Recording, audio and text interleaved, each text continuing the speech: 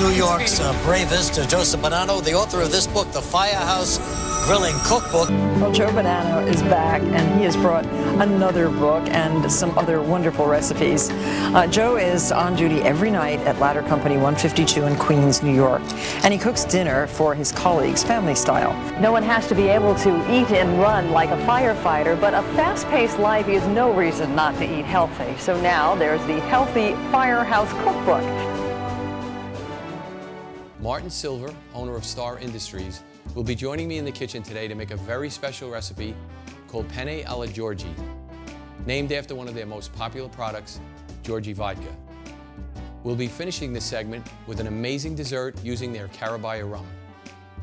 So put your gear on, get ready for this episode of Firehouse Kitchen.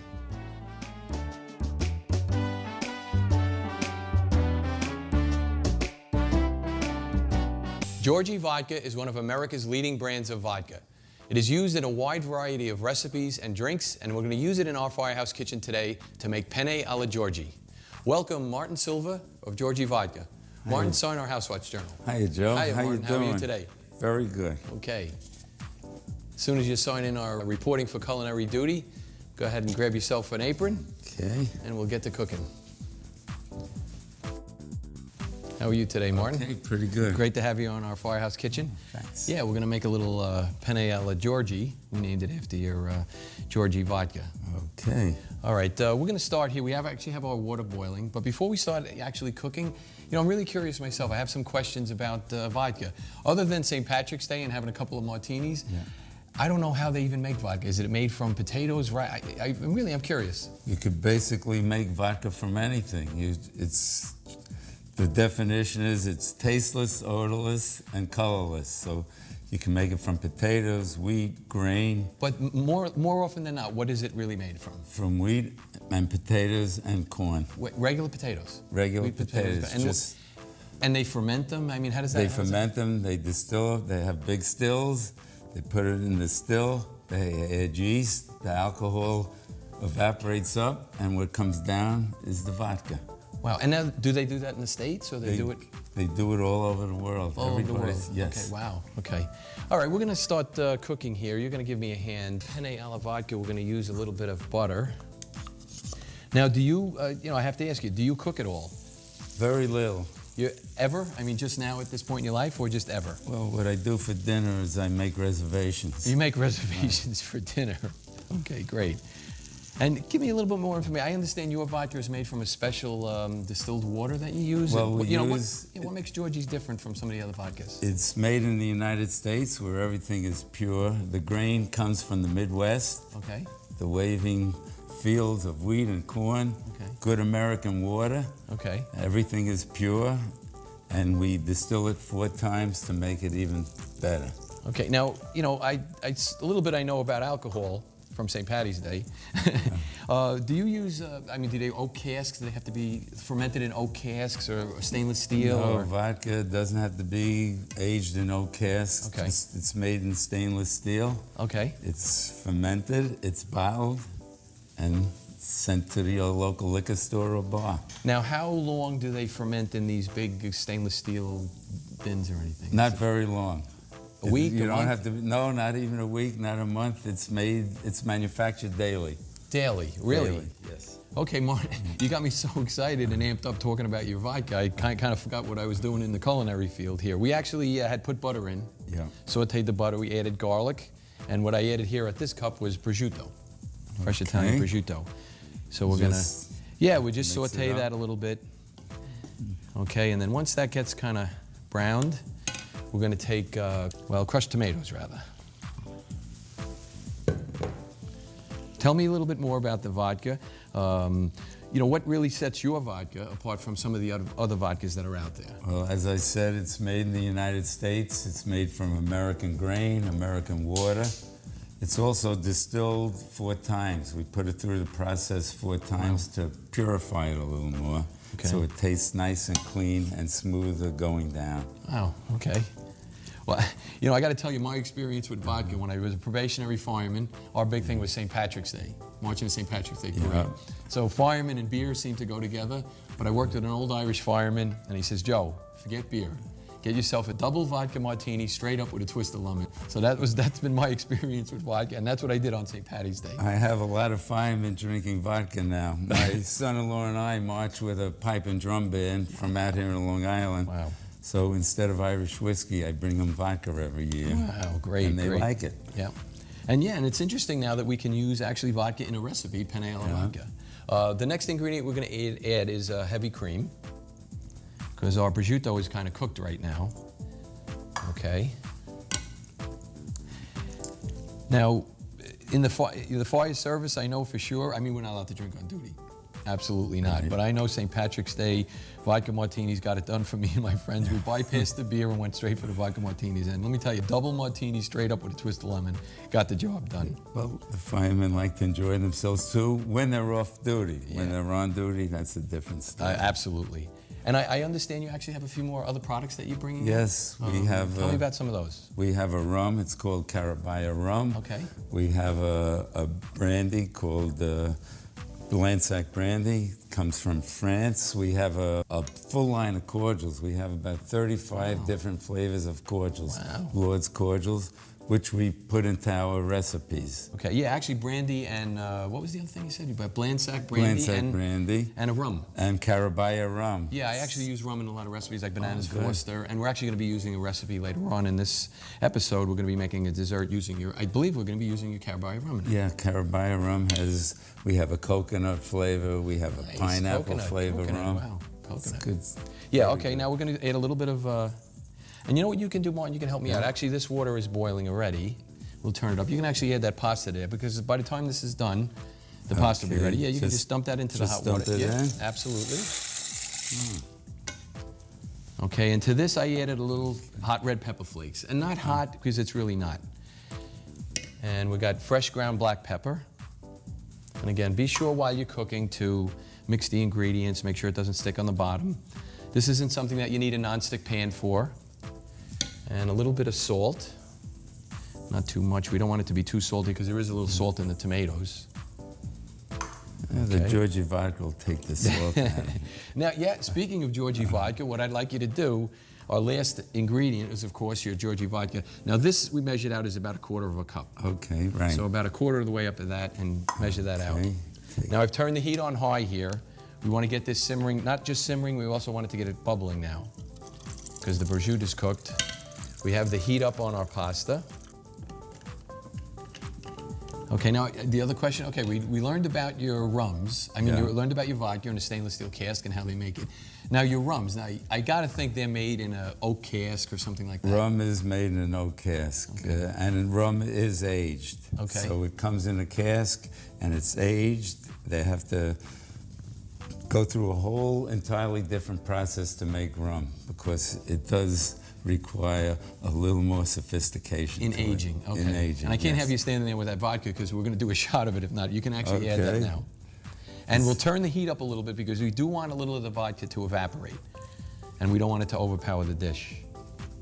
Now, again, with the rums, you told me that the vodka actually takes a very short period of time to be. Now, what is your aging period on your rums? Rum could be aged from 6 months to a year. Some rums are aged 3 years, some are 4 years, some are 6 years. It all depends upon the rum producer, how long they want to age their rum.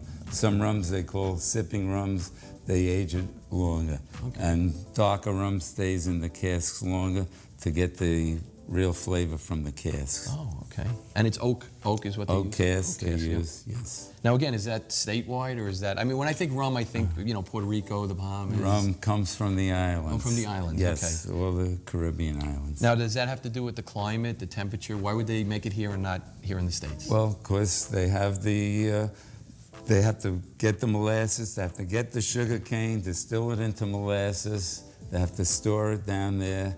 We don't grow sugar cane in the United States. Oh, okay, so that's the big reason. And it was developed in the islands. It adds a little extra panache to it. Oh, very interesting, very interesting. Okay, now you can see this is a little watery. Yeah.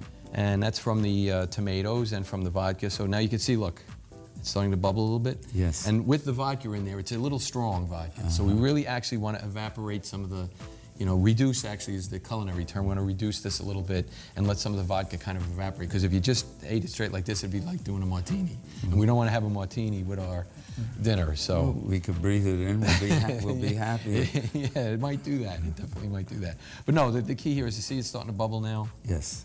And we just kind of let it do that, and let's just a little bit of the vodka kind of evaporate some of the alcohol out of it and reduce it so that just the strength of the vodka, what you said comes from potatoes, is actually going to be in the dish, not necessarily that real alcohol kind of a flavor. And then once we get it like this, let it reduce a little bit. One of the last ingredients we do is actually Parmesan cheese, and that'll help thicken it up and also absorb some of the liquid.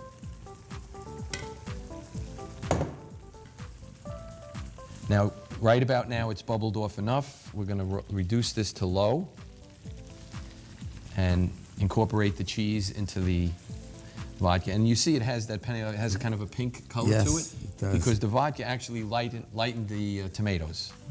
So it has that pink. When you get it right from a restaurant, you'll see it. It has a very pink color to it. And then with this, we're going to do al dente, probably 6 or 7 minutes. And afterwards, we're going to actually make a banana bread pudding, which is going to have your Carabaya rum in it. Oh, that'll be Now, nice. is it Carabaya? Carabaya. Carabaya rum. And we can get that anywhere. Any liquor Any store. liquor store in the U.S. Okay. Yes. Great. Terrific.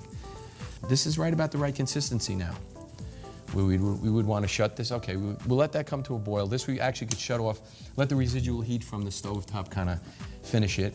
And then we just wait for this to finish cooking, drain it, toss it with this. Don't just put it over the top because it's a thick sauce. It'll just lay on the top. What we really want to do is take a pair of tongs once we put it in there. Sometimes at the Firehouse, what we would do is actually drain it, put it back in the pot, dump this in, take the tongs, kind of lift it so it gets really in there. Don't just pour this over the top. It's a thick sauce, and what it'll do, it'll just lay on the top and it won't get the full flavor through. have to get it but you through. see that terrific pink color that the vodka gave to it mixed And with it's thickening a little bit. Yeah, so right, I've actually shut it off because there's a little bit of heat left in the pan and a little bit of heat left in the on the stove. How do you know when the pasta's all ready? Well, there's an old Firehouse tale that says if you pick the pasta up and toss it on the ceiling and if it doesn't stick, then it's done, but I wouldn't use that method. From a culinary standpoint, generally I use a timer. Boiling water, 6 to 7 minutes will get you al dente, and that's really what we want for this dish. And the other method really is take a piece out and taste it. If it's chewy, shut it off. People don't understand that it does continue to cook even after you shut it off. So it's actually good to shut it off even a little bit early. So why don't you tell us a little bit of how you got started in the, I'll drain the pasta, you tell us a little bit, and our audience, how you got started in the vodka business. Okay, well, it's a family business. The only thing I'm allowed to say is it started after 1933, after Prohibition was repealed. And my father started the business, and we just continued from there, just developing different brands and getting different lines from the major liquor suppliers and the wine suppliers, and then Scotch got big, so we were lucky enough to get some nice scotches at that time. Oh, okay. And now the big question. Yeah. The name Georgi. I'm curious myself. I know there's a song out there, Hey There, Georgie Girl. Georgie Girl. Who is actually Georgie? Is she a person, or how did you come up with this name for a vodka? It doesn't seem to fit. Well, you have to register all your labels with the federal government. Okay. And when we wanted to really get into the vodka business, we said, let's get a Russian name, because Russia professes to be where vodka originated. So we must have sent in about 20 different names to the federal government. All of them were taken already. Everybody submits a label, and if it's taken, the federal government says you can't use that label. And we kept coming up with Russian names, more Russian names. Finally, we hit the name Georgi, and that's how Georgi was invented. It wasn't taken. It wasn't your first choice, in other words. No, it was not. Okay, that's a great name anyway. Like I said, the song "Hey There, Georgie Girl." I actually thought that's where you got it from. Yeah. So there is no actually somebody named Georgie. No, there's nobody in our family named Georgi. Oh, okay. Okay, Martin, we finished our Penne A La Georgi, and I'd just like to dress it up a little bit before we serve it with a little bit of chiffonade of basil over the top, just to make it pretty. And what's better than a great meal than a great dessert? And I've actually made a banana bread pudding for you, actually using your Carabaya rum. One of the key ingredients, rum or bourbon, goes in a great bread pudding. Now I'm using challah bread in this particular recipe, which is a Jewish kind of an egg bread. You can see it's a nice looking bread that way, but what we do is we slice it up first, let it sit out for a little bit. You want it to be stale because we're going to be mixing it with some milk and some eggs, and the staleness will kind of absorb into the milk and egg and make it a little softer. So what we're using is challah bread broken up into pieces or cut, 1 whole banana, butter, sugar, a vanilla bean. I prefer using a regular vanilla bean. You slit it open, kind of slide the little pulp things out. You see sometimes a vanilla ice cream. And then 4 whole eggs. And then we finish it in a big bowl with milk. And then you toss it by hand. Don't want to squeeze it too much. You don't want to liquefy it. You just basically mix it by hand until it's mixed. And then we put it in this and bake for 45 minutes. It's a terrific, terrific dessert recipe. Now, a little bit about your Carabao rum that I've happened to use in this recipe. Is this rum been out recently, or has it been out for a long time? It's been out for a while, about 25 years. Wow, that long, 25 years. Okay, Martin, you helped me prepare this delicious meal. What do you say we taste it? Oh, that'd be great.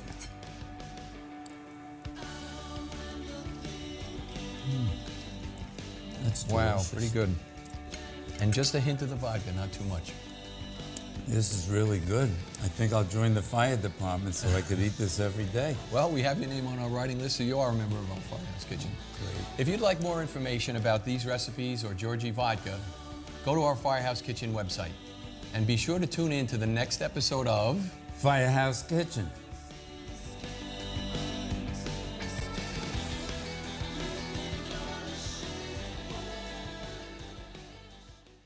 Thank you for watching this episode of American Firehouse Cuisine.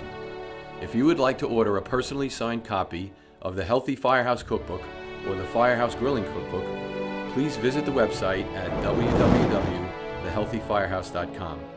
My new children's book, Manutza, the Firefighting Elephant, is now also available in print or ebook format on the website. Producers or network associates interested in continuing or expanding American Firehouse Cuisine, please contact us through the website.